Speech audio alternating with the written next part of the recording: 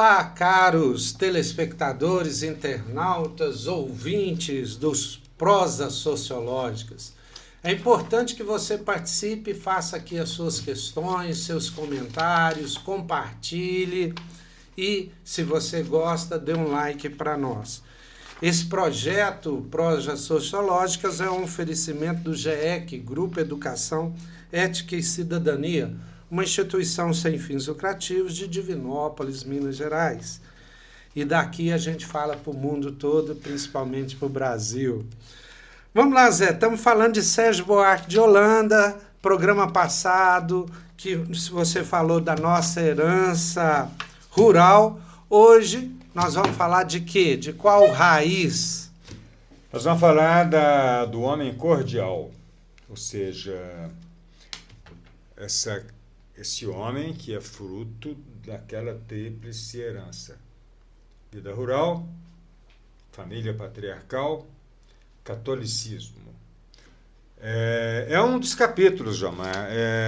Eu não sou vendedor de livro, não. Mas você sempre faz uma propagandazinha, né? Eu acho que quem pudesse comprar esse livro, ou sei lá, tem alguns livros que a gente tem que ter em casa, né? Esse é um dos livros, é divertido fazer a leitura dele. E esse capítulo, tem um capítulo no livro que se chama O Homem Cordial, é um capítulo pequeno, ele tem 10 páginas, e é um capítulo interessantíssimo, é um capítulo muito denso e ao mesmo tempo agradável de ser lido. Eu queria, Jomar, começar fazendo a leitura de um pequeno trecho. Eu falo que é pequeno no meu ponto de vista. Onde o Sérgio Buarque de Holanda começa fazendo uma reflexão de um tema que para o brasileiro é um tabu: família. No Brasil, a família é uma instituição sagrada, né? Isso faz parte da nossa herança. Catolicismo. Catolicismo, família patriarcal. Sérgio Buarque de Holanda começa esse fantástico capítulo dizendo o seguinte: o Estado não é uma ampliação do círculo familiar e ainda menos uma integração de certos agrupamentos, de certas vontades particularistas de que a família é o melhor exemplo. Família é uma instituição privada, família é uma instituição da vida privada. O Estado é uma instituição da vida pública. Portanto, o Estado não é uma ampliação da família. Entendi o que ele quer falar. Não existe entre o círculo familiar e o Estado uma gradação, mas antes uma descontinuidade e até uma oposição. Isso é hegeliano. E, na verdade, no Brasil a gente tenta fazer o contrário. A indistinção fundamental entre as duas formas, família e Estado, é prejuízo romântico que teve os seus adeptos mais entusiastas durante o século XIX. De acordo com esses doutrinadores, o Estado e suas instituições descenderiam em linha reta e por simples evolução da família. Ele vai dizer, não é. Na verdade, que é bem outra, é que pertencem a ordens diferentes em essência. Só pela transgressão da ordem doméstica e familiar é que se nasce o Estado. E o simples indivíduo se faz cidadão, contribuinte, eleitor, elegível, recrutável e responsável ante as leis, ante a cidade. A ordem familiar, em sua forma pura, é abolida por uma transcendência, o Estado.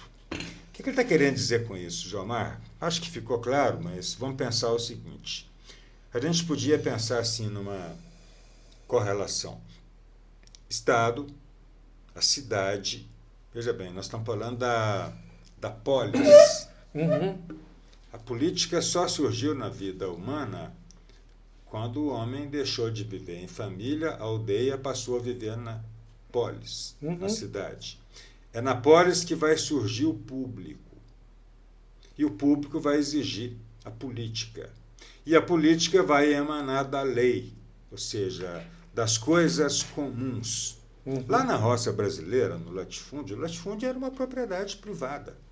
A autoridade era o senhor, era o a patriarca. lei é a vontade dele. Tá vendo? Então, de um lado, Estado, cidade. Não teve cidade no Brasil.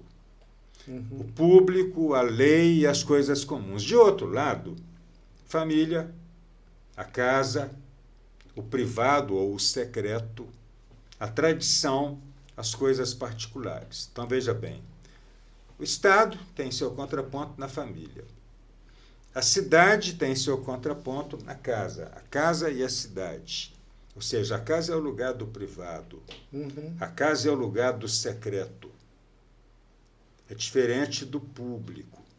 Está vendo? A casa não é lugar da lei. É lugar da tradição. Não é lugar da Constituição. Do e a Código. vontade do patriarcado. Exatamente. O Estado, a cidade é lugar das coisas comuns. A casa, o privado, lugar das coisas particulares. O que o Sérgio Buarque de Holanda está querendo dizer com isso? Que na formação cultural brasileira, nesses 450 anos, estou falando 450 porque é só a partir da segunda metade que o Brasil vai se tornar urbano, industrial, vai avançar na modernização. Ele vai dizer, na formação cultural brasileira, a família é a instituição maior. Verdade. Nós somos educados para isso. Isso em associação com o catolicismo e com o mundo rural. A família, segundo ele, ela põe obstáculos ao público, ao Estado, à lei, à escola.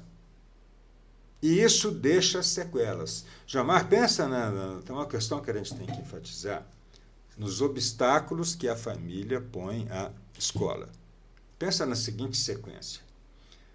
Quando você é concebido, nos primeiros anos da sua vida, anos não, os primeiros meses, os primeiros 9, você vai passar no útero. O paraíso.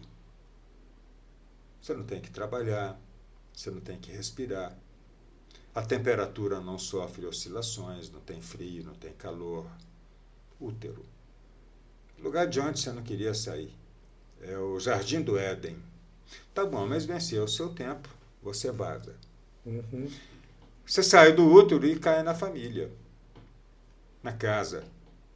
E a família te leva para a igreja. Tanto a casa quanto a igreja são úteros ampliados. São lugares de proteção. O útero é o lugar mais protegido. Você sai do útero, casa, família, igreja. Você está no domínio privado. Chega a uma altura da sua vida que esgotam-se as possibilidades de socialização da família. Você vai para a escola. A escola é o último lugar que você vai frequentar antes de entrar na sociedade. Tá vendo? A escola é decisiva para te possibilitar uma experiência pública. Por isso que a família não pode pautar a escola. Porque a escola é antes um lugar de preparação para a sociedade e nisso ela não é uma extensão da família. Ou seja, assim como não há continuidade entre Estado e família, também não há entre família e escola. A família é uma instituição pública. Na sua vida, na escola... A família é privada, a escola é pública. Falei o contrário? Falou. Ou seja, a escola é a primeira experiência que você vai ter na vida... Pública. De contato com o público. Ela tá vendo? A escola é um lugar de alteridade. É lá na escola que você vai descobrir que tem gente que tem a cor da pele diferente da sua. Lá na escola é que você vai conviver com o outro, Com outras famílias, com outras famílias. com outra tradição. Tá vendo? E se a família invade a escola, no sentido de pautar a escola, por exemplo, de continuar protegendo a criança dentro da escola, a escola não vai realizar a sua função, que é uma função pública. E no caso brasileiro, essa prevalência da família, isso vai trazer dificuldades. Uma delas, dificuldade de adaptação.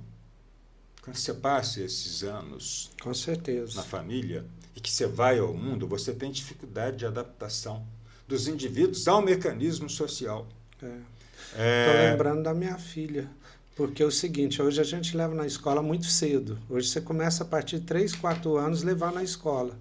E ela tem um choque porque ela chorava todo dia, ela não estava acostumada com isso. Então você tem um processo de adaptação difícil, de sair da família e entrar na escola. Porque você está saindo, porque veja bem, Joamar, família não é lugar de educação.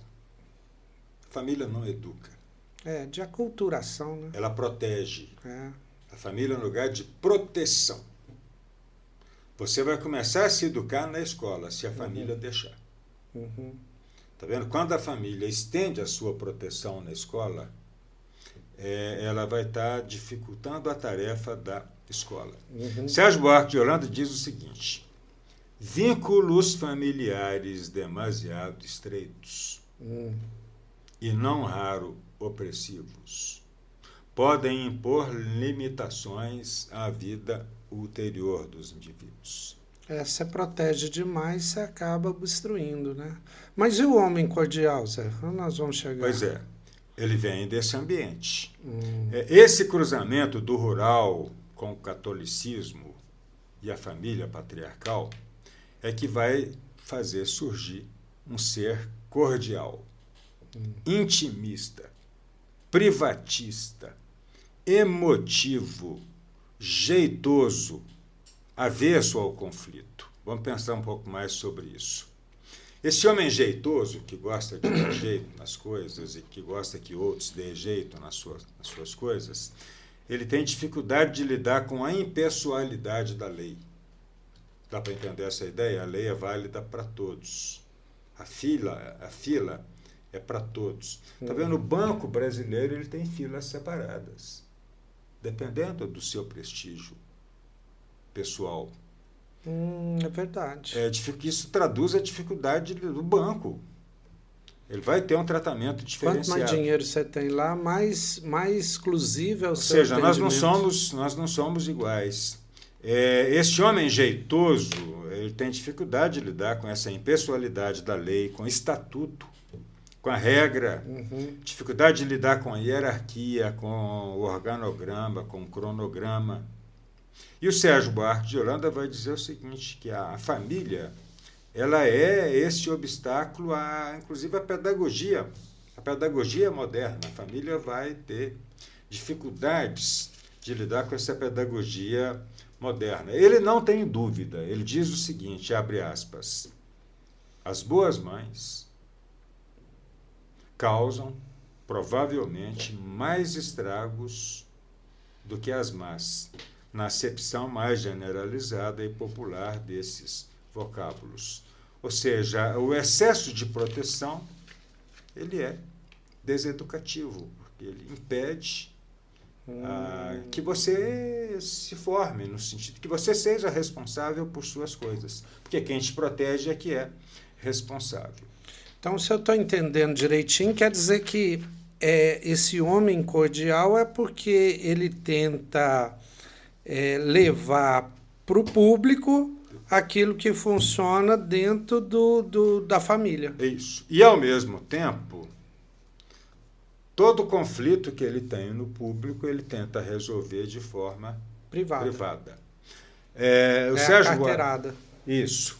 No Brasil, o Sérgio Buarque de Holanda vai dizer o seguinte, que as elites e as classes médias, mas não só, porque isso se torna geral, têm uma enorme dificuldade de lidar com a escola pública. Aí existe a escola privada. Tanto é que as classes... Isso é cruel, João Marcos. Tanto é que as classes médias brasileiras, elas têm um sistema escolar separado. Separado. A classe média brasileira não depende da escola pública. Por isso que eles não assumem a escola pública como uma bandeira. Você tem um sistema... Se você pegar Divinópolis... Eu já te falei isso, você sabe, na escola privada, que é um comércio, que eu já te falei que é o seguinte, o aluno quer comprar o diploma, a escola quer vender o diploma e o professor está ali para atrapalhar o negócio. Pois é, mas pensa isso no sentido assim, isso você está pensando no sentido mercantil, mas quando a classe média coloca seu filho na escola, ela está comprando o direito de acompanhar, de interferir, de pautar a escola. E a vida do professor. É cheio de experiências onde o professor contraria o interesse familiar, o professor é demitido. E isso está cada vez pior, né? Porque cada vez essa interferência familiar na escola privada é maior. Pois é, e isso vai dificultar a formação da mentalidade pública. É o que o Sérgio Buarque está querendo dizer. A dificuldade de lidar com a escola pública é a mesma dificuldade de lidar com o Estado. Ou seja, a distinção entre proteção e educação, entre tradição e ciência. Jomar, ele faz uma síntese do Homem Cordial, que vale a pena a gente fazer a leitura, porque a gente já está se estendendo muito. Eu vou ler um pequeno trecho para a gente fazer essa síntese dele. Ele diz assim: já se disse numa expressão feliz que a contribuição brasileira para a civilização será de cordialidade. É como se o Brasil desse ao mundo o homem cordial. A lhaneza no trato, a hospitalidade, a generosidade, virtudes tão gabadas por estrangeiros que nos visitam, representam com efeito um traço definido do caráter brasileiro, na medida, ao menos, em que permanece ativa e fecunda a influência ancestral dos padrões do convívio humano, informados no meio rural e patriarcal. O que significa isso? O que ele está querendo dizer? Primeiro, a cordialidade, o homem cordial, associa respeito com a intimidade. Quanto mais você pertence à minha intimidade, à minha casa, quanto mais você frequenta a cozinha da minha casa, mais eu vou te respeitar, mais você tem prestígio comigo. No Brasil, você tem uma prática que traduz essa cordialidade, essa intimidade, que é o emprego do diminutivo no tratamento. O Joãozinho, a Marinha. Esse tratamento, quando você traz para o diminutivo, intimidade, e você está garantindo um tratamento diferenciado. Ou seja, o brasileiro quer trazer tudo para a intimidade.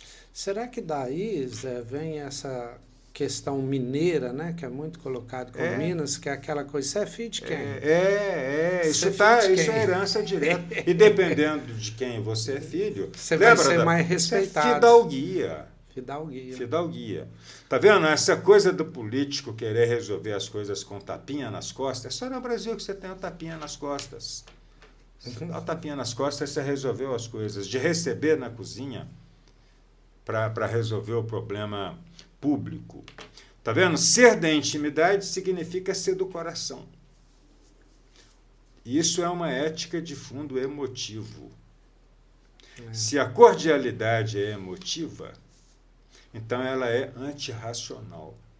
Quanto mais cordial, menos racional. E isso se expressa, Jomar, segundo Sérgio Buarque de Holanda, na religiosidade brasileira. Aquilo que a gente já comentou nos outros programas, né? Você colocar o quadro ou a estátua de Cristo na sua casa, na sua cozinha, na parede da casa, a cruz pendurada no pescoço ou tatuada no corpo. Você trazer Cristo para a intimidade. O brasileiro quer trazer tudo para a intimidade. Não só Cristo, mas a mãe dele também. E ele vai dizer o seguinte, que o homem cordial, Jomar, é antidemocrático. O homem cordial, ele é anti-autoritário. exatamente porque ele quer resolver com jeitinho, ele quer trazer para o privado, para a intimidade, aquelas coisas que são, na verdade, do âmbito público, que deveria ser resolvida com base na lei, você traz para a intimidade para levar vantagem. Só uma correção, você falou anti-autoritário, mas eu acho que era anti-autoridade. Antidemocrático. O homem cordial é antidemocrático e por isso ele é autoritário. Ah, entendi, concordo.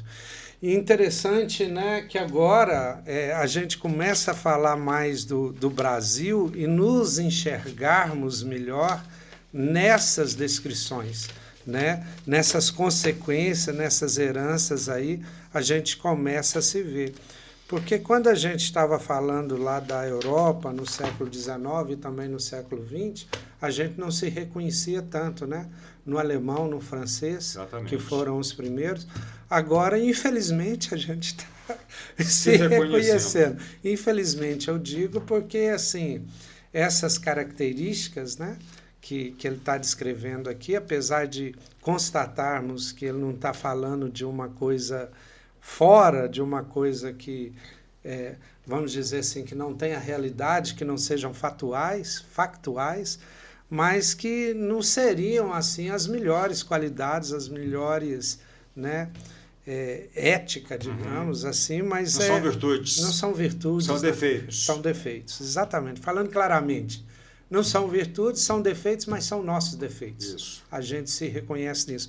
Mas é o primeiro passo, né? Todos falam, né? A partir de Sócrates, que primeiro é o conhecimento de si mesmo, depois a gente começa a trabalhar isso aí.